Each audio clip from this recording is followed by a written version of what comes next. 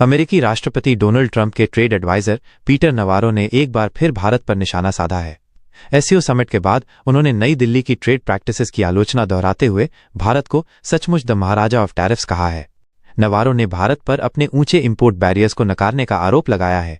नवारो का तर्क है कि भारत के ट्रेड रिस्ट्रिक्शंस अमेरिकी बिजनेसेस को देश में एक्सपोर्ट करने से रोकते हैं, जबकि भारत को यूएस इंपोर्ट से लगातार फायदा हो रहा है। सोमवार को फोर्ब्स ब्रेकिंग न्यूज ने नवारो के हवाले से कहा, समस्या यह है कि भारत सचमुच द महाराजा ऑफ टैरिफ्स है। दुनिया के किसी भी प्रमुख देश में इसके टैरिफ्स सबसे ऊंचे हैं और ये इस बात से इनकार करता है। ये बाहर हर किसी को ये बताने की कोशिश करता है कि ये सच नहीं है, जबकि ये डेमॉन्स्ट्रेबली ट्रू है। नवारो ने कहा, उन्हें भारत हमारे साथ एंगेज करना चाहिए।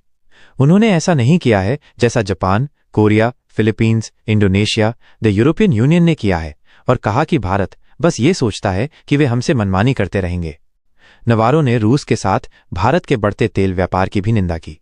उन्होंने दावा किया कि 2022 में मॉस्को के यूक्रेन पर आक्रमण से पहले भारत लगभग कोई रशियन ऑयल नहीं खरीदता था। उन्होंने आगे कहा कि तब से रूसी रिफाइनर्स ने डिस्काउंटेड क्रूड की आपूर्ति के लिए भारतीय कंपनियों के साथ साझेदारी की है, जिसे भारत रिफाइन करता है और विदेशों में ऊंची कीमतों पर बेचता है। नवारो ने इस व्यवस्था को नथिंग बट प्रॉफिटियरिंग बताया और इस दावे को खारिज कर दिया कि ये आयात भारत की घरेलू ऊर्जा जरूरतों के लिए आवश्यक था।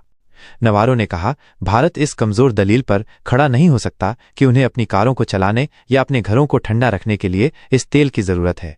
यह झूठ है, बस पूरी तरह से झूठ है, और इस व्यापार को अप्रत्यक्ष रूप से रूस के सैन्य अभियानों को फंड करने वाला बताया। भारत चीन एक हॉट एंड कोल्ड वॉर में। नवारो ने कहा कि भारत दशकों से चीन के साथ हिस्टोरिकली एक कोल्ड वॉर और कभी कभी हॉट वॉर में रहा है। उन्होंने कहा कि चीन ने बार बार पाकिस्तान की सेना का समर्थन किया है और उसके परमाणु हथियार विकसित करने में मदद की है, साथ ही भारतीय क्षेत्र में भी घुसपैठ की है, खासकर अक्साई चीन में। उन्होंने कहा, चीन ने भारत पर बार बार हमला किया है और उसने वास्तव में भारत से टेरिटरी ले ली है और अभी भी उस पर कब्जा है। उन्होंने इंडियन ओशन में चीन के चल रहे रणनीतिक दबाव पर भी जोर दिया और कहा कि चीनी गश्त क्षेत्र में भारतीय संप्रभुता को चुनौती देती है। साथ ही नवारो ने चीनी कंपनियों और भारतीय बिजनेसेस के बीच बढ़ते आर्थिक उलझाव की आलोचना की और इस रिश्ते को टॉक्सिक बताया। इसके अलावा उन्होंने आरोप लगाया कि चीन भारतीय टैरिफ से बचने के लिए भारत को ट्रांसशिपमेंट हब के रूप में उपयोग कर रहा है, जिससे चीनी प्रोडक्ट्स कम लागत पर अन्य मार्केट्स तक पहुंच पाते हैं और ट्रेड बैरियर्स से बच जाते हैं। नवारो ने कहा, चीन और उसके एंटरप्रेन्योर्स और तेल रिफाइनर्स भारतीय बिजनेस पीपल के साथ मेल जोल बढ़ा रहे हैं। अब ये डंपिंग इसलिए होती है क्योंकि चीन भारतीय टैरिफ से बचने के लिए भारत को सभी तरह के प्रोडक्ट्स के लिए एक बड़े ट्रांसशिपमेंट हब के रूप में इस्तेमाल कर रहा है। उन्होंने सुझाव दिया कि यह व्यवस्था भारत की रणनीतिक स्थिति को कमजोर करती है और सत्तावादी शक्तियों के विरोध में लोकतांत्रिक राष्ट्रों को एक साथ लाने के प्रयासों को जटिल बनाती है। नवारो ने भारत पर अमेरिकी बिजनेसेस को नुकसान पहुंचाने का आरोप लगाया। नवारो ने भारत को चेतावनी दी कि उसकी मौजूदा व्यापार और ऊर्जा रणनीतियों का यूएस के साथ उसके संबंधों पर महत्वपूर्ण परिणाम हो सकते हैं।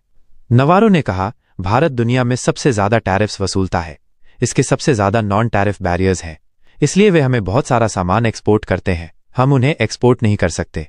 हमारे वर्कर्स और हमारे बिजनेसेस को भारत से बहुत नुकसान होता है। इसके अलावा उन्होंने भारत के ट्रेड बैरियर्स को सीधे रूस से उसके ऊर्जा इंपोर्ट से जोड़ा।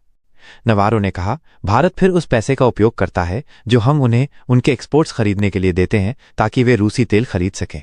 रूसी उस पैसे का उपयोग ज्यादा बम और हथियार बनाने के लिए करते हैं और ड्रोन्स बनाने के लिए करते हैं ताकि वे यूक्रेनियनों को मार सकें। और फिर यूक्रेनियन हमारे पास यूरोप में आते हैं और हमारे टैक्स पेयर्स से और अधिक पैसे मांगते हैं ताकि वे इसका भुगतान कर सकें। ये पागलपन है।